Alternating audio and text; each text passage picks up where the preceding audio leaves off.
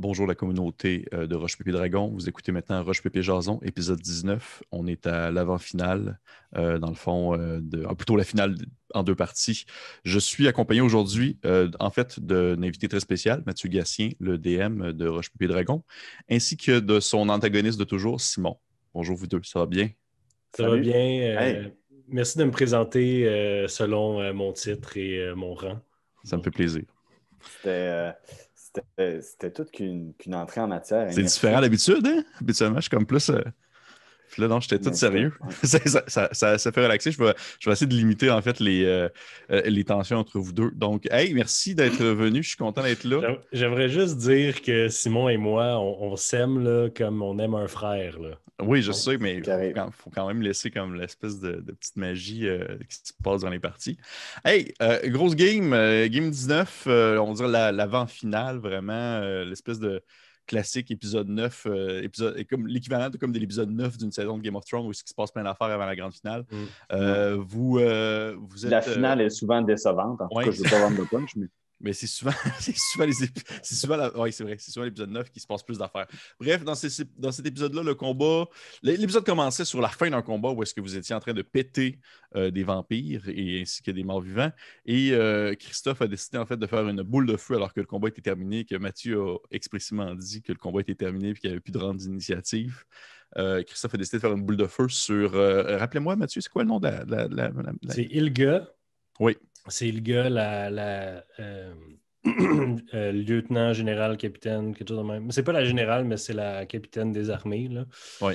Puis elle était en gaseous form, puis j'étais comme, OK, ben, elle est partie, là, elle est out du fight, puis comme, je pitch une boule de feu dans la boule gazeuse, puis je suis comme, fuck, c'est beaucoup de dommages, en même temps, une forme gazeuse. J'ai dû aller voir dans le manuel des joueurs, voir si tu étais capable de faire ça, puis oui. Effectivement. mais Fait que là, on ne sait pas si elle est morte ou vivante. On ne sait pas. Elle a disparu, en tout cas. Elle a disparu, OK. ouais, T'allais dire quelque chose, Simon? Vas-y. non, mais c'était drôle ta dernière question parce que c'est le genre de question que je pose à Mathieu. Genre, tu sais, juste tu laisses une plure de banane, là, tu sais. Fait qu'elle est morte, là, celle-là. Hein. Puis là, il y a toujours une réponse de politicien, genre, ben en tout cas, elle a disparu, là, tu sais. Là, C'est vrai que je l'ai posé comme si je laissais c'est- sous-entendre qu'elle était morte. C'était comme pas Ouais, ouais, mais correct. c'était vraiment habile de ta part. Il aurait pu nous dire, ouais, elle est morte, puis on aurait fait, ah, on t'a pas Ouais, parce vu. que c'était comme. C'est ça, ça reste nuancé, même que je me rappelle, Christophe, il demandait s'il voyait des morceaux de chair ou des restes de corps Hey, pour voir puis, s'il était là. justement, je veux juste parler de Christophe, là. Ben, là, mais qui est Christophe, là, Christophe, là, il est vraiment, vraiment, là, on dirait que c'est Séraphin avec toutes ses spells, puis c'est tout le « Ah, il me reste juste deux sorts Ah, de mais c'est parce que ci, lui, il deux sorts triche de ça. » pas, Simon, là. Je veux Non, mais dire, moi non moi, plus, je je peux triche pas pas. croire là, que Mais- vous fichez des sorts à droite puis à gauche, là, puis je vous vois jamais les noter nulle part. Là. Je suis comme, hey, je dis pas que vous cheesez les sorts tout le temps, là, mais je vous vois pas les noter, en tout cas. Ah, ben moi, j'ai une note. Pour vrai, j'ai une note. Mais t'as peu, avant que tu dises ça, Mathieu, ce que je voulais dire, c'est que des fois, là, écoute, là, mais c'est pas de longueur, là. Il distribue ça, là. Il distribue, là. Il en fait 3, 4 juste pour Puis juste pour pour le d'autres show, mais passes, c'est il le est fun, comme, ça. ouais, mais là, c'est un sort de niveau 3. Fait que là, c'est une fireball que j'utilise, là. Pensez à ça, guys, là. Comme dans Mhm. le. En tout cas, continue ton show, Pierre-Philippe. Non, c'est que je vous aurais juste laissé aller discuter comme ça. Vous êtes C'est rendu dans quel le niveau déjà? corridor. Vous êtes genre. Ouais, ouais. Vous êtes rendu quel niveau, là? Euh, je m'en allais. Mais, Vous êtes Je, niveau 8. je veux voir si niveau 8, OK. Vous êtes niveau 8, mais à la fin de la saison, ils vont augmenter de niveau 9, là, ça c'est sûr. OK. ben oui, OK. Je me demandais parce j'espère. que c'est Mais, juste. mais Oui, moi, vas-y, Simon. non, mais je ne sais pas si. Ben, là, OK, c'est vraiment le fun, ça, un peu. Mais Mathieu, moi, là, mettons, là, dans ma classe, est-ce que je vais avoir des nouveaux sorts? Parce que je le sais que les 2 dernières fois que j'ai augmenté, j'avais pas. Je pense que ça fait 2 saisons que j'ai augmenté ou que je peux prendre la carte écrit un numéro 4 dessus. Je vais te dire ça tout de suite, mon beau Simon. Oui, niveau Philippe, 9, niveau niveau 9, 9, t'as un nouveau spell niveau 5, en tu as un fait. sort de niveau Pour 5, effectivement. un Un. sort. Ouais. Mais man, Ah, Ouais. niveau 5, le niveau 5, ça commence à. ah oui, oui, j'ai checké là, mes cartes niveau 5. Je fais Oh shit! Mais il y a plein de beaux sorts niveau 4 que j'ai jamais utilisé encore. Hein. Niveau 5, là, tu peux faire commune, qui est genre poser des questions à ton dieu. Là, tu sais. Ouais, c'est vraiment bon. Là. Non. Genre. Mais pour revenir, dans le fond, au mouton qui se nomme Roche-Pépé-Jason, fait que, dans le fond, ce qui s'est passé là, hey, c'est toujours difficile quand Simon est là, ça part dans d'autres questionnements. Vous avez essayé de faire ça, vous n'avez pas réussi, ou du moins peut-être qu'elle n'est pas morte. Puis après ça, vous avez comme sauvé un peu. Il y a une petite passe RP avec Jérémy qui a comme fait son petit paladin puis qui a sauvé des gens à gauche et à droite en faisant du Léonen sur des gens puis que c'était cute. Ouais. Et après ça, vous êtes parti en direction de chez... Oui, tu allais dire quelque chose, Mathieu? Il y avait Trish, puis Trisha, puis Vadim, qui a pensé qu'il était mort. Puis il y avait Lorelai aussi, qui a changé de saison d'ailleurs, et puis en hiver, là, clairement. Puis qui est rendu complètement du bord à Drakis. Oui. Oui, puis je veux juste dire, là, c'est lequel qui a un petit accent comme ça? Là? C'est Sancho, puis c'est l'ami à Cervantes. Sancho, l'ami à Cervantes, qui était l'espèce de grosse armure, là, puis lui, c'était le petit Alflin avec lui, là, le petit gnome ou whatever. Mais je veux juste dire, annoncer en grande primaire, OK?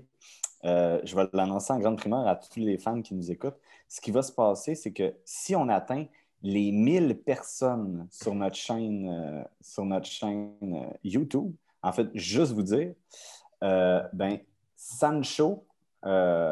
Sancho va vous faire une sonnerie de téléphone. OK. Genre, il va dire une affaire comme hey, ton téléphone sonne. Je pense que ça serait le temps que tu réponds. Tu viens-tu de décider ça pour Mathieu parce que c'est lui qui fait Sancho de toute façon? Ouais.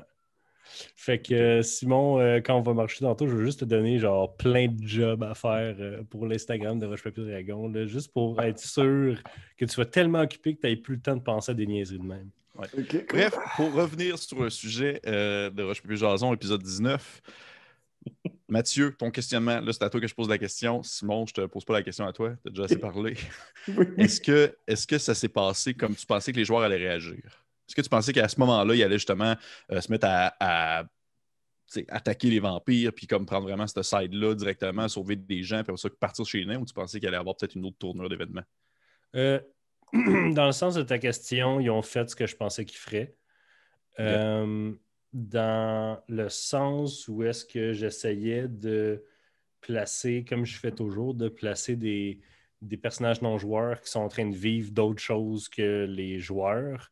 Il ne semble pas y avoir eu tant d'impact genre sur les joueurs. Ils n'ont pas interagi beaucoup. Tu sais, c'est qu'en fait, c'est que comme je l'ai dit dans plusieurs fois qu'on se parle, là, moi j'obsède sur les personnages non-joueurs. J'essaie vraiment de les faire vivre. Puis il y en a tellement que les personnages joueurs ont tellement des affaires à faire que des fois, ils font comme vis tes affaires, puis on continue de même. Tu sais. Fait que ça, j'aurais pensé qu'ils vivent un peu plus avec eux, mais je comprends en même temps parce que je les ai rushés dans la fin du combat.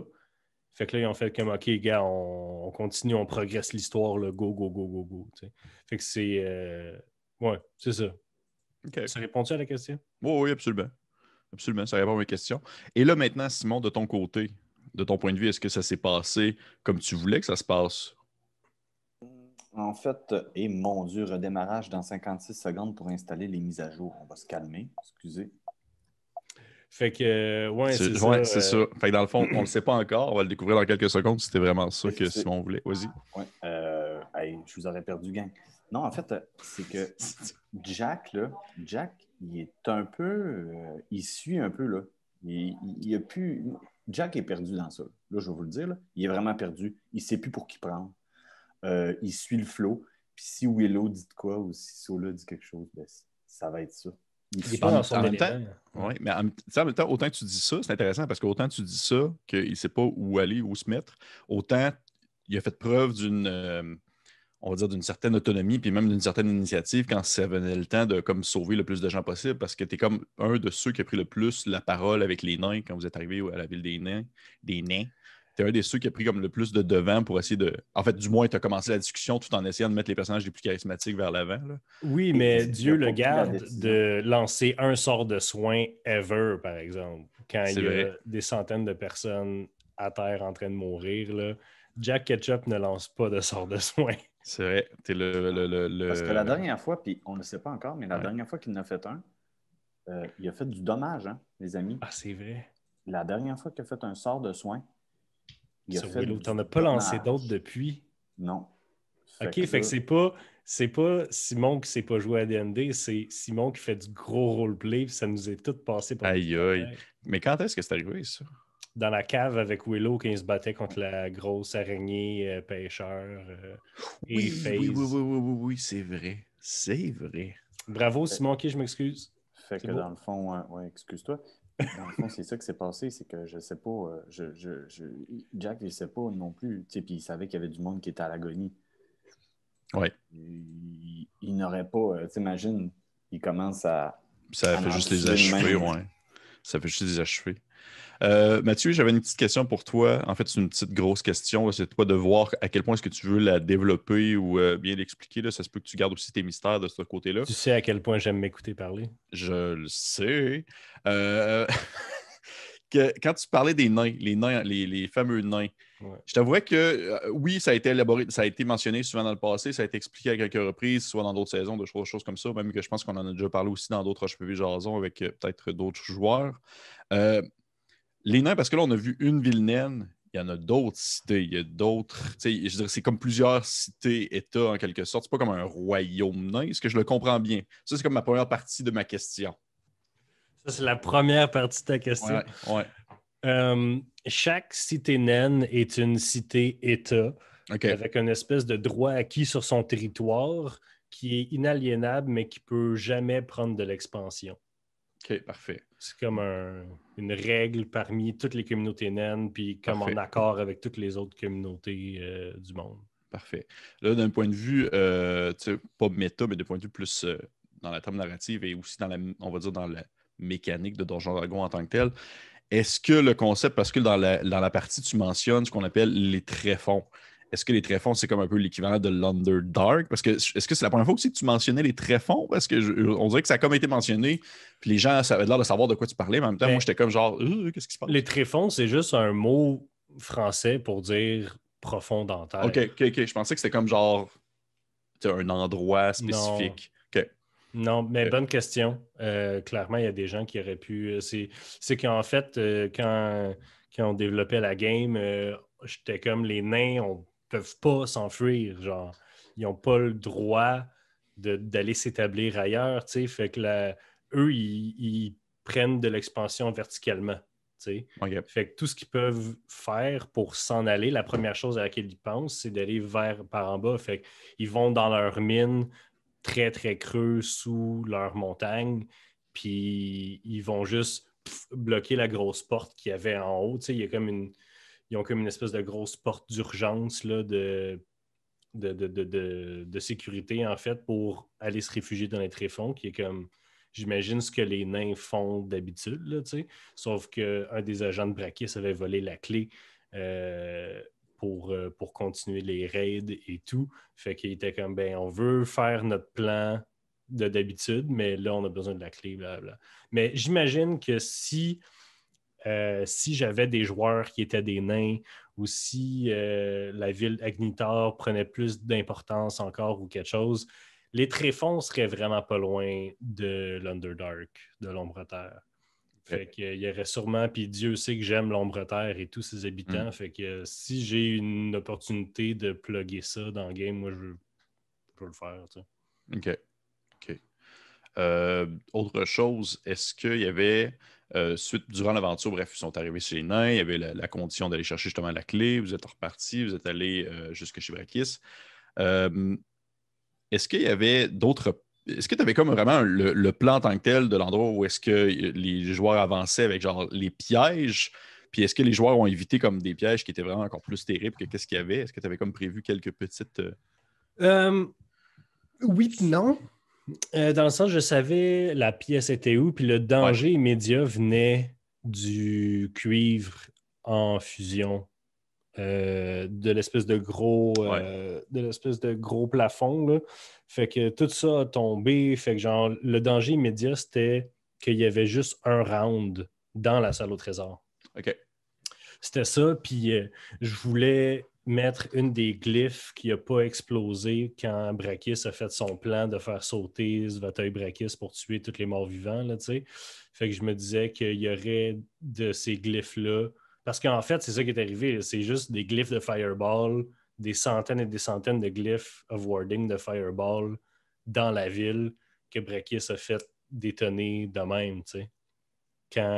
Dans l'épisode 18, là, quand il attaque les morts-vivants, puis après ça, il fait semblant qu'il recule dans sa ville, puis quand l'armée, il y a une grosse partie de l'armée qui a complètement envahi la ville, il fait tout sauter. Tu sais. Puis lui, il est immune au feu, fait qu'il s'en fout.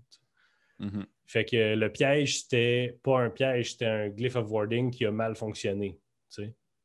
OK. Puis, je me rappelle plus, y avait-tu aussi des fléchettes empoisonnées? Oui, il y a des fléchettes empoisonnées. C'est Jérémy qui s'en est pris une dans la gueule, mais c'est ça. pas si... C'est parce qu'il y avait des pièges, mais tout a pété, tout est croche, fait que les pièges ont comme mal fonctionné, fait que c'était moins pour être dangereux pour les joueurs, puis plus pour donner un feeling que ça serait supposé être dangereux, mais non, tu sais. OK. Fait que c'est ça. C'est ça. C'est ça. C'est aussi que ça aurait été une erreur de ta part, Mathieu, de ne pas en faire. Là, on s'est entendu que c'est le meilleur bout dans Indiana Jones quand il y a des pièges. Puis c'est pas pour rien, ça non plus. C'est pas une question de... Mais à ceux qui ont peut-être pas encore écouté le one-shot qu'on a fait là, avec Pierre-Louis, Charles Beauchesne, Sandrine puis Sarah Beer, là, il y en a des pièges là-dedans. C'est un donjon, là, c'est un donjon avec 13 façons, je pense, de te tuer de façon un peu insta-kill. Là, fait que allez, vous irez écouter ça, là, c'est partout. Là, mais oui, c'est ça. J'aime beaucoup ça, des pièges. Sauf que justement, là, j'étais comme. Je pense que faut qu'il y en ait, mais faut pas qu'il y en ait tellement que ça ralentit la game. Tu sais. Mm-hmm. Non, je comprends. Et ça l'a fini à la fin sur, dans le fond, une espèce de moment un peu me faisait penser un peu à la finale du Seigneur des Anneaux, où est-ce que genre Willow a décidé de comme combattre à lui seul une armée en lançant des attaques pendant que vous attrapiez Brakis et que vous repartiez avec. Blessé, meurtri, presque à moitié mort d'une attaque contre une armée de morts-vivants qui ne fait qu'avancer inlassablement jusque proche de la ville naine. Moi, ma question par rapport à ça, c'est Simon, ton personnage, à ce moment-là, est-ce que tu avais comme, disons, comme envie ou plaisir de comme juste mettre à la fin à la vie de ce dragon-là? Est-ce que tu as vu comme une opportunité de dire « il est blessé, là, c'est le temps, là, on le passe ». Non, que tout ce qui s'est passé, ça se passe tellement vite dans la tête à Jack, c'est qu'il veut juste sauver Valhalin, puis il sait pas comment faire. Il suit le flow, c'est ça. Il est comme un peu tétanisé. OK. Toi, de ton côté, Mathieu, est-ce que tu t'attendais à ce que les joueurs s'essayent dessus-là? Ou tu te dis, c'est sûr qu'ils vont le sauver et vont l'emmener avec eux parce que c'est des bonnes personnes? Moi, là, mon but depuis que j'ai créé puis montré le personnage de Brakis, c'est d'en faire un personnage que c'est dur, que les personnages ne savent pas s'il est gentil ou méchant. Parce que à chaque fois qu'ils ont rencontré ses fidèles, sont tellement en amour avec lui que c'est super suspect. Là. C'est super genre, c'est une secte, ça ressemble à une secte, ça sent comme une secte, c'est une secte. Mais tout le monde était super fin et avait l'air de vraiment l'aimer. Puis là, les nains sont comme, ils nous volent nos shit depuis quasiment des décennies.